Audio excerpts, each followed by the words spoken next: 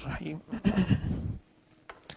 الحمد للہ رب العالمین والصلاة والسلام علی رسولہ محمد خاتم النبیین وامام المتقین وقائد الغر المحجلین وعلی آلہ واصحابہ اجمعین اما بعد اعوذ باللہ من الشیطان الرجیم بسم اللہ الرحمن الرحیم والذین لا یشہدون الزور وَإِذَا مَرُّوا بِاللَّغْوِ مَرُّوا كِرَامًا وقال النبی صلی اللہ علیہ وسلم کفى بالمرء كذبا ان يحدث بكل ما سمع او كما قال النبی صلی اللہ علیہ وسلم۔ آج کا جو ہمارا موضوع ہے وہ سوشل میڈیا کے استعمال کے حوالے سے ہے کہ سوشل میڈیا کا مثبت اور منفی استعمال، سوشل میڈیا کے فوائد اور اس کے نقصانات، اور ہم سوشل میڈیا کو کس طرح مؤثر انداز میں اچھے مقصد کے لیے استعمال کر سکتے ہیں۔ دیکھیں، ایک بات تو اصولی طور پر یہ سمجھنی چاہیے کہ اسلام مکمل ضابطۂ حیات ہے۔ اس کا مطلب یہ ہے کہ قیامت تک جتنے نئے سے نئے مسائل پیدا ہوں گے ان سب کا حل، ان سب کی رہنمائی قرآن حدیث میں موجود ہے۔ یعنی آپ اگر آج یہ سوال کریں کہ فیس بک کیسے استعمال کرنا ہے، قرآن حدیث کی روشنی میں بتائیں، تو قرآن حدیث آپ کو رہنمائی دے گا۔ قرآن حدیث آپ کو یہ نہیں کہے گا کہ فیس بک تو آج کے زمانے کی چیز ہے لہٰذا اس سے قرآن حدیث کا کوئی لینا دینا نہیں۔ آپ اگر یہ پوچھنا چاہیں کہ یوٹیوب میں نے کس طرح استعمال کرنا ہے، تو قرآن حدیث میں اس کی بھی رہنمائی موجود ہے۔ اگر ان چیزوں کی رہنمائی موجود نہ ہو تو پھر اسلام کو مکمل ضابطۂ حیات کہنا ٹھیک ہی نہیں ہے۔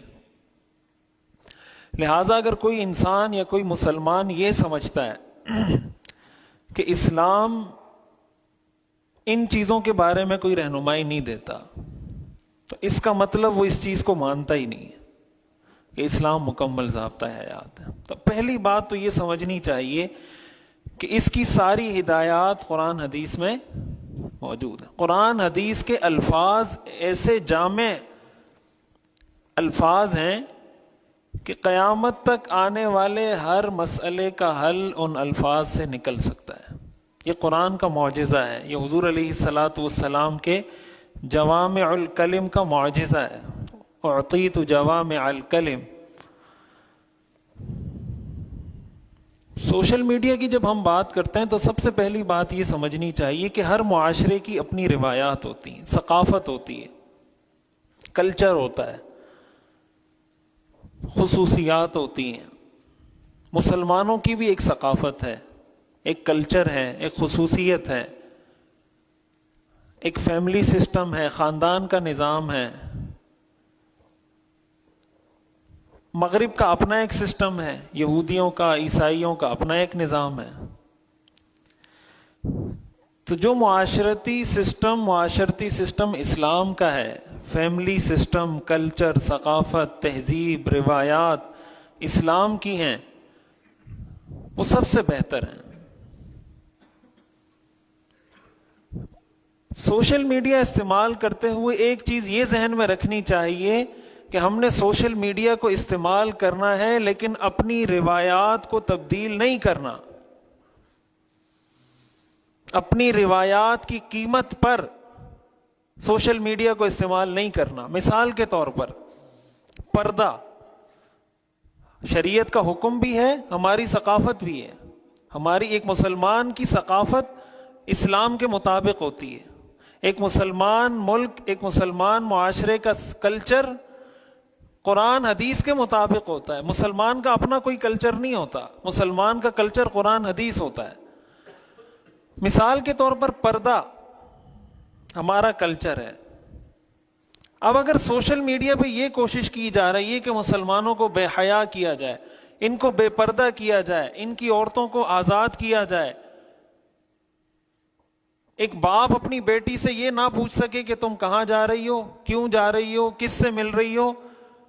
اگر یہ چیز سوشل میڈیا ہمیں سکھا رہا ہے، ڈائریکٹ یا انڈائریکٹ، براہ راست یا بالواسطہ،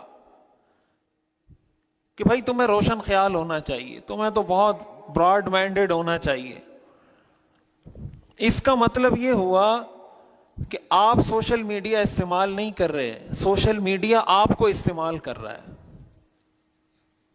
ان دونوں میں فرق ہے. آپ سوشل میڈیا استعمال نہیں کر رہے بلکہ آپ سوشل میڈیا کے ہاتھوں استعمال ہو رہے ہیں. سوشل میڈیا آپ کو استعمال کر رہا ہے. اب اس کا طریقہ کیا ہوتا ہے؟ مثال کے طور پر آپ کوئی ایسی پوسٹ شیئر کرتے ہیں، کوئی ایسا پیج آپ لائک کرتے ہیں، کوئی ایسا چینل آپ سبسکرائب کرتے ہیں، کسی ایسے گروپ کو آپ جوائن کرتے ہیں جس میں بے حیائی کی چیزیں شیئر ہوتی ہیں، جس میں بے حیائی کا مواد ہے، خلاف اسلام مواد ہے، اس میں الحاد کی باتیں ہیں، اس میں دین کے خلاف باتیں ہیں، اس میں پردے کے خلاف باتیں ہیں، اس میں قرآن حدیث کے خلاف باتیں ہیں، اس میں علماء کے خلاف باتیں ہیں. اس طرح کی چیزوں کو شیئر کرنا، لائک کرنا، سپورٹ کرنا، در حقیقت آپ سوشل میڈیا کو استعمال تو کر رہے ہیں لیکن کسی صحیح مقصد کے لیے نہیں، بلکہ آپ خود غلط استعمال ہو رہے ہیں. ہم سمجھتے ہیں ایک شیئر کرنے سے کیا ہو جائے گا، ایک لائک کرنے سے کیا ہو جائے گا، کمنٹ کرنے سے کیا ہو جائے گا. حدیث میں آتا ہے من کثر سواد قوم فہو منہم، جس نے جس قوم کی تعداد کو بڑھایا وہ انہی میں سے ہے.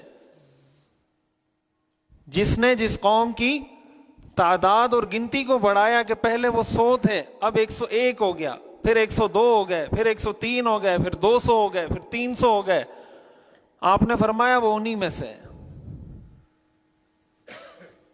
تو کوئی بھی چیز لائک کرتے ہوئے، شیئر کرتے ہوئے پہلے یہ پتا ہونا چاہیے میں کیا چیز لائک شیئر کر رہا ہوں. پہلی بات یہ بہت تفصیلی بات ہے، اس کو اگر آپ ڈیٹیل میں جا کے اس ایک پوائنٹ کو ڈسکس کریں تو اس میں بہت ساری چیزیں آپ ڈسکس کر سکتے ہیں. لیکن اصولی طور پر یہ نقطہ ذہن میں ہونا چاہیے کہ ہم سوشل میڈیا کو استعمال کریں لیکن اپنی روایات کی قیمت پر نہیں. قرآن کریم میں آتا ہے الیوم نختم علی افواہہم وتکلمنا ایدیہم، قیامت کے دن ہم ان کے منہ پہ مہر لگا دیں گے، ان کے ہاتھ باتیں کریں گے. تو سوال پیدا ہوتا ہے ہاتھ آخر کیا باتیں کرے گا؟ اس زمانے میں تو یہی تصور تھا کہ ہاتھ سے اس نے کسی کو تھپڑ مارا ہوگا، کسی پہ ظلم کیا ہوگا، کسی کو دھکا دے دیا ہوگا، تو یہ ہاتھ کہے گا کہ میں نے اس کے ذریعے، اس نے میرے ذریعے سے تھپڑ مارا تھا، اس نے میرے ذریعے سے کسی کو دھکا دیا تھا. آج جب آپ کوئی چیز لائک کرتے ہیں نا، یہ بھی قیامت کے دن آپ کی یہ انگلی گواہی دے گی کہ اس نے میرے ذریعے سے فلاں پوسٹ کو لائک کیا تھا. یہ اسلام ہے.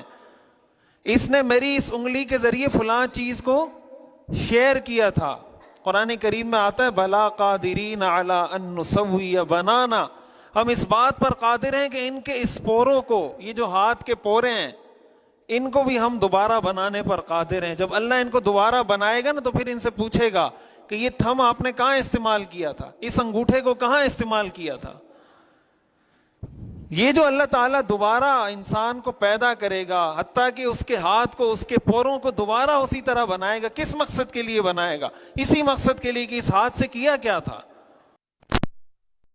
میں قرآن کی آیت شیئر کرتے ہوئے شرماتا ہوں، میں حدیث شیئر کرتے ہوئے شرماتا ہوں، اور کوئی بیہودہ پوسٹ شیئر کرتے ہوئے میں نہیں شرماتا. تو مجھے اپنا پتہ ہونا چاہیے کہ میں کس درجے کا مسلمان ہوں، میرا لیول کیا ہے ایمان کا. تو جو ایسی چیزیں ہیں، جو مستند ادارے ہیں، جو مستند لوگ ہیں، ان کے ساتھ اپنے آپ کو جوڑیں. اور ایک بات اسی سلسلے میں یہ بھی عرض کروں کہ کوئی حدیث اگر آپ کے پاس آتی ہے، اس کو بھی شیئر کرنے سے پہلے اس کی تحقیق کرنی چاہیے. ضروری نہیں کہ کوئی حدیث لکھی ہوئی ہے وہ حدیث صحیح ہو. بعض اوقات آتا ہے حضرت علی کا قول، حضرت ابوبکر کا قول ہے، حضور علیہ السلام نے ارشاد فرمایا، امام ابو حنیفہ نے ارشاد فرمایا. جا کے دیکھو تو کہیں کسی کتاب میں نہیں ملتی، کہیں کسی کتاب میں نہیں ملتی.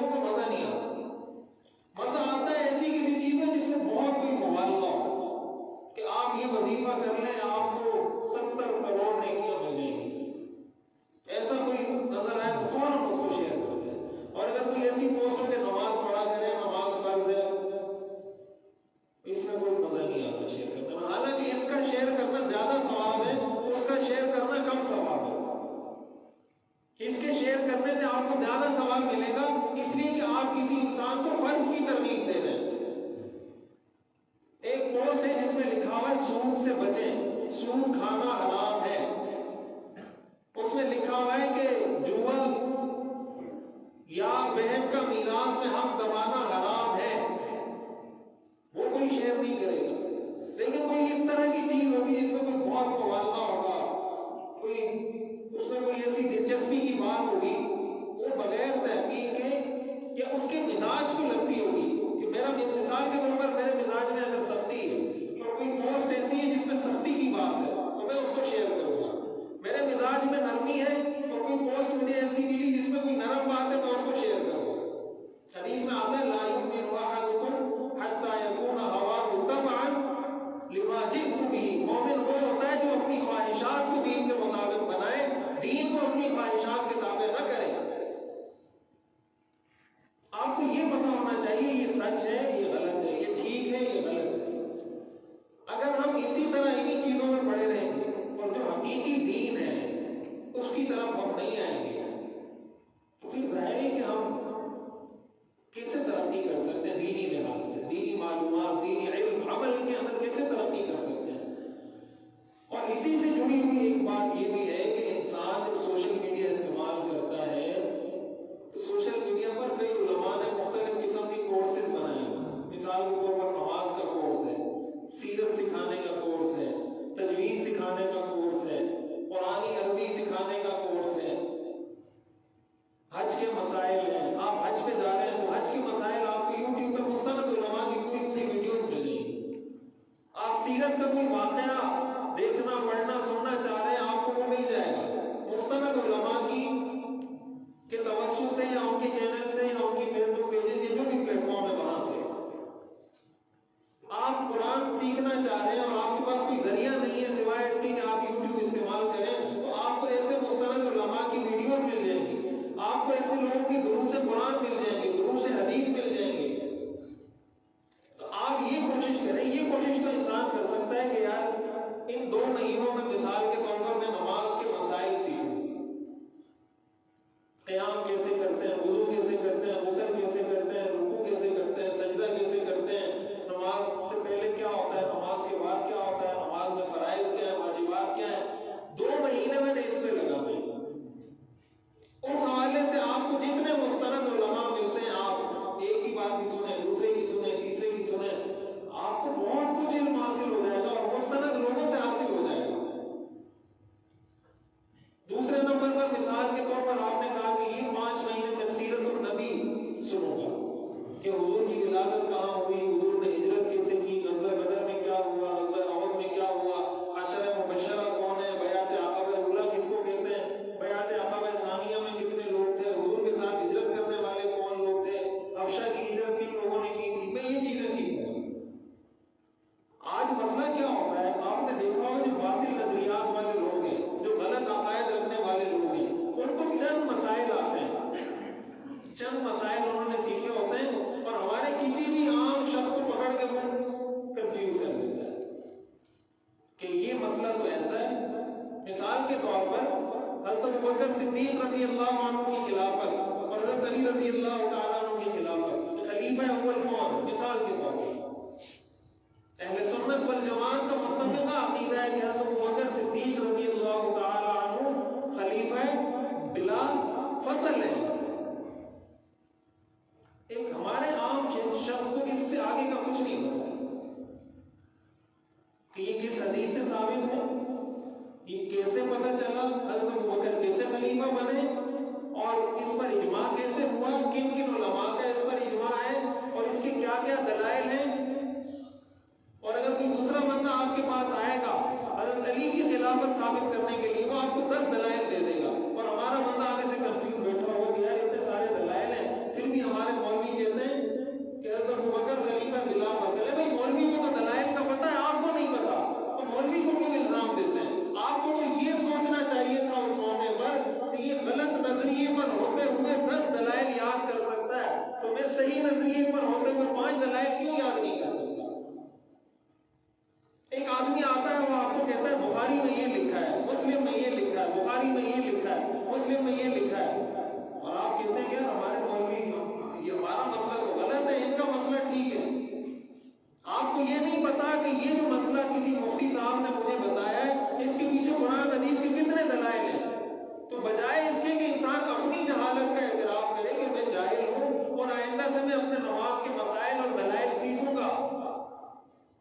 اس کے بجائے وہ دوسرے کو صحیح قرار دینا شروع کر دیتا ہے کہ ہاں وہ ٹھیک ہے ہم غلط ہیں. اس کا مطلب وہ اپنی اچھا ان کو کوئی بہت زیادہ معلومات نہیں ہوتی. یہ جو اختلافی مسائل ہوتے ہیں یہی ان کو یاد ہوتا ہے. آپ اس سے اگر کوئی فقہ کا مسئلہ پوچھ لیں تو آپ کو پتہ چل جائے گا کہ ان کا علم کتنا ہے. مثال کے طور پر میں آپ کے سامنے مسئلہ رکھتا ہوں. کوئی جدید سے جدید کاروبار کا کوئی مسئلہ رکھ لیں, حلال حقوق سے متعلق کوئی مسئلہ رکھ لیں, وہ آپ کو نہیں بتا سکتا, ایک دلیل بھی نہیں دے سکتا, بتا نہیں سکتا حلال ہے حرام ہے, جائز ہے ناجائز ہے. کل مجھ سے ایک آدمی نے مسئلہ پوچھا ای میل کے ذریعے پرسوں کہ کراس جو نسل پیدا ہوتی ہے کسی بھی جانور کی, کہ اگر ایک طرف بھینس ہے اور دوسری طرف بیل ہے تو اس کا گوشت حلال ہے یا حرام. یہ کل پرسوں کی بات ہے. جو آدمی آپ کو پکڑ کے بتا رہا ہوتا ہے نا اس کی یہ دلیل ہے, اس کی یہ دلیل ہے, اس کی یہ دلیل ہے, اس کو بتائیں یہ جائز ہے یا ناجائز ہے, یہ حلال ہے یا حرام ہے, اور ثابت کر کے بتائیں دلیل سے. پھر آپ دیکھیں وہ آپ کو دلیل سے ثابت کر کے بتاتا ہے, اس کو علم ہے یا علم نہیں ہے. اس کو نہیں ہوگا علم, اس کو پتہ نہیں ہوگا. اگر پتہ ہوگا کوئی دلیل اس کو پتہ نہیں ہوگی. اس کا مطلب گنے چنے چند مسائل یاد کیے ہیں. اور ہمارے لوگ سوشل میڈیا میں دیکھ کے متاثر ہو ہوتے ہیں. انجینئر مرزا کو تو آپ لوگوں نے دیکھا ہے نا ابھی کیا ہوا ہے اس کے ساتھ. ویڈیو ریکارڈ کر کے لوگوں کو چیلنج دے رہا ہوتا تھا, ایسے کر دو, ایسے کر دوں گا, ایسے کر دوں گا. اور جناب یہ بخاری کی حدیث ہے اور جناب یہ مسلم کی حدیث ہے. جب گئے مفتی طارق مسعود صاحب کے پاس, کہاں دل میں گھس گیا تھا وہ, کہ نظر آیا وہ. تو اس طرح ویڈیوز میں بیٹھ کے وہ چیلنج کر رہا ہے اور آپ اس کو دیکھ کے متاثر ہو رہے ہیں. آپ کو علماء کہہ رہے ہیں کہ بھائی وہ غلط بات کر رہا ہے, وہ ساری امت کو کہہ رہا ہے گمراہ ہے. وہ کہہ رہا ہے 1400 سال میں جتنے علماء, جتنے مولوی, جتنے امام, جتنے فقہاء آئے سارے گمراہ ہیں, میں ٹھیک ہوں. اور نام استعمال کر رہا ہے قرآن حدیث کا کہ بابے سارے غلط ہیں, قرآن حدیث کو فالو کرو. در حقیقت اپنے آپ کو بابا بنا کے پیش کر رہا ہے کہ مجھے مانو, اور لوگ کہہ رہے ہیں جناب یہ بخاری اور مسلم کی حدیثیں پیش کر رہا ہے. لیکن آپ کو اس کی ریالٹی کا تو نہیں پتا. ریالٹی کا تو کبھی اس طرح انسان ایکسپوز ہو جاتا ہے جب اللہ کسی کو دنیا کے سامنے بتانا چاہے کہ حقیقت کیا ہے. یہ تو ایک مثال ہے. اس طرح کی ہزاروں ویڈیوز آپ کے سامنے مختلف لوگوں کی آ رہی ہوں گی. کوئی قرآن کا نام استعمال کرے گا, کوئی حدیث کا نام استعمال کرے گا, اور اس کی بنیاد پہ آپ کو گمراہ کہے گا, آپ کے آباء و اجداد کو گمراہ کہے گا, آپ کے علماء اور آپ کے مفتیان کرام اور آپ کے اکابر کو گمراہ کہے گا. اور آپ اس کی ایک بات سن کے 300 سال, 400 سال, 500 سال, 600 سال سے چلنے والی روایات کو قرار دے دیں گے کہ یہ ٹھیک کہہ رہا ہے, اور یہ 400, 500, 1400 سال تک علماء نے جو کہا یہ غلط کہا ہے. یہ سوشل میڈیا کے وہ اثرات ہیں جس کو انسان قبول کرتا ہے اور اس کو پتہ بھی نہیں چلتا. علماء نے لکھا ہے جہالت دو طرح کی ہوتی ہے. ایک جہالت وہ ہوتی ہے کہ جب انسان جاہل ہوتا ہے, لا یدری ویدری انہ لا یدری, لا یدری ویدری انہ لا یدری, کہ اس کو علم نہیں ہے, وہ جاہل ہے, لیکن یہ علم اس کو ہے کہ میں جاہل ہوں. اس کو علم ایک مسئلے کا علم نہیں ہے, لیکن یہ علم اس کو ہے کہ میں جاہل ہوں. ایسا آدمی ہدایت پر آ جاتا ہے. ایک وہ جاہل ہوتا ہے لا یدری ولا یدری انہ لا یدری, کہ اس کو علم نہیں ہے اور اس کو یہ علم بھی نہیں ہے کہ مجھے علم نہیں ہے. وہ جاہل ہے اور اپنے جاہل ہونے سے بھی جاہل ہے, اس کو یہ بھی نہیں پتا کہ میں جاہل ہوں. ایسی جہالت کو جہل مرکب کہتے ہیں. جہل مرکب میں جب آدمی مبتلا ہوتا ہے نا, جہل مرکب میں, تو وہ اپنے آپ کو عقل کل سمجھتا ہے. وہ سمجھتا ہے کہ دنیا میں اگر سب سے زیادہ سمجھدار, ہدایت یافتہ, ٹھیک اور درست آدمی ہے وہ میں ہوں, جس کے اثرات یہ ہوتے ہیں کہ وہ کسی کی بات کو قبول نہیں کرتا, وہ غلط بات کو قبول کرتا ہے, حق کی بات کو قبول نہیں کرتا. یہ جو قرآن میں کہا ہے نا, لَهُمْ قُلُوبٌ لَا يَفْقَهُونَ بِهَا وَلَهُمْ أَعْيُنٌ لَا يُبْصِرُونَ بِهَا وَلَهُمْ آذَانٌ لَا يَسْمَعُونَ بِهَا. ان کے کان ہیں سنتے نہیں ہیں, ان کی آنکھیں دیکھتے نہیں ہیں, ان کے دل ہیں سمجھتے نہیں ہیں. اس کا کیا مطلب, ان کی آنکھیں نہیں تھی. حضور کے سامنے جو کافر تھے کیا وہ نابینا تھے سارے؟ حضور کے سامنے جو کافر تھے کیا وہ سارے بہرے تھے؟ سب کی آنکھیں تھی، سب کے کان تھے، سب کے دل تھے. قرآن کہہ رہا ہے ان کی آنکھیں لیکن دیکھتے نہیں، ان کے کان ہیں لیکن سنتے نہیں، ان کے دل ہے لیکن سمجھتے نہیں. مقصد کیا ہے کہ کان کا جو فائدہ ہے اس سے وہ فائدہ نہیں اٹھا رہے، آنکھوں کا جو فائدہ ہے وہ فائدہ نہیں اٹھا رہے. مثال کے طور پر ایک آدمی کے سامنے سانپ آ رہا ہے، اس نے سانپ کو دیکھا اور بیٹھا ہو تو لوگ اس کو کہتے ہیں یار اندھا ہو گیا ہے، وہ اچھا ہے کاری بتاؤ رہا آ رہا کہتے ہیں نا لوگ اس کو، یہ سانپ نظر نہیں آ رہا تجھے، تو وہ کہتا ہے نظر آ رہا ہے، تو وہ کہتا ہے ہوتا کیوں نہیں ہے؟ اس کا مطلب آنکھ ہے لیکن آنکھ سے جو فائدہ حاصل ہونا چاہیے تھا کہ آپ سانپ کے نقصان سے اپنے آپ کو بچاتے، وہ آپ کو حاصل نہیں ہوا. اس کا مطلب آپ کی اس آنکھ کا کوئی فائدہ نہیں. لَهُمْ أَعْيُنٌ لَا يُبْصِرُونَ بِهَا، ایسی آنکھ کا کوئی فائدہ نہیں کہ آپ سانپ کو دیکھ کر بھی اپنے آپ کو نہیں بچا سکتے یا آپ بس سے بس نہیں ہو. ایک آدمی قرآن کی آیت سن رہا ہے، ایک آدمی قرآن کی آیت اور حدیث دیکھ رہا ہے لیکن اس کو قبول نہیں کر رہا، اس کا مطلب وہ نابینا ہے، اس کا مطلب وہ بہرا ہے. تو سوشل میڈیا استعمال کرتے ہوئے ان چیزوں کا بھی خیال رکھنا چاہیے. یہ چند متفرق باتیں تھیں جو میرے ذہن میں تھی تو میں نے عرض کر دی. اللہ تعالیٰ نے سمجھنا اور عمل کرنے کی توفیق عطا فرمائے. ایک صاحب نے سوال کیا کہ کل فیس بک پر ایک ویڈیو تھی کہ ایک عالم نے کہا کہ مچھلی شراب میں ڈالی جاتی ہے تو اس سے شراب جائز ہو جاتی ہے. مچھلی شراب میں ڈالنے سے شراب کیسے جائز ہو جائے گی؟ اگر شراب کا سرکہ بنا دیا جائے، شراب کا سرکہ بنا دیا جائے نمک ڈال کے، یا کوئی بھی ایسا طریقہ جس کے بارے میں یقین ہو جائے کہ اب یہ شراب نہیں رہی، اس میں نشہ نہیں رہا اور یہ سرکے میں تبدیل ہو گیا، تو وہ سرکہ حلال ہو جاتا ہے. سرکہ تو ظاہر حلال ہے، حدیث میں آتا ہے بہترین سالن نعم الامام والخل، بہترین سالن سرکہ ہے. تو اگر سرکہ اس طریقے سے بن جائے تو ٹھیک ہے. اور مچھلی کے ڈالنے سے اگر شراب سرکہ بن جاتی ہے حقیقت میں تو حلال ہو جائے گی، وہ پھر شراب رہے گی نہیں. لیکن مجھے یہ تو نہیں ہے کہ مچھلی کے ڈالنے سے شراب سرکہ بنتی ہے، نہیں بنتی. شراب حلال نہیں ہوتی، سرکہ حلال ہوتا ہے. جب تک وہ شراب ہے وہ حرام ہے. یہ سوال کیا کہ یوٹیوب سے کمائی حاصل کرنا کیسا ہے؟ لیکن یوٹیوب کی جو کمائی کا حکم ہے اس میں بہت تفصیل ہے. یوٹیوب جب آپ کو کوئی چیز دکھا رہا ہوتا ہے نا، اس میں بہت ساری چیزوں کا عمل دخل ہوتا ہے. مثال کے طور پر آپ کی جو براؤزنگ ہسٹری ہوتی ہے، آپ کی جو سرچنگ ہسٹری ہوتی ہے، اس کو دیکھ رہا ہوتا ہے کہ آپ نے کیا کیا چیزیں سرچ کی ہیں. مثال کے طور پر اگر میں یہاں بیٹھا ہوا یوٹیوب کی ویڈیو دیکھ رہا ہوں تو وہ آپ کو آپ کے لحاظ سے کوئی اشتہار دکھائے گا، وہ آپ کو امریکہ کی کسی یونیورسٹی کا اشتہار نہیں دکھائے گا. اور اگر آپ امریکہ میں بیٹھ کے وہ ویڈیو دیکھیں گے تو وہ آپ کو امریکہ کی یونیورسٹی کا اشتہار دکھائے گا یا امریکہ کی کسی ریسٹورینٹ کا اشتہار دکھائے گا.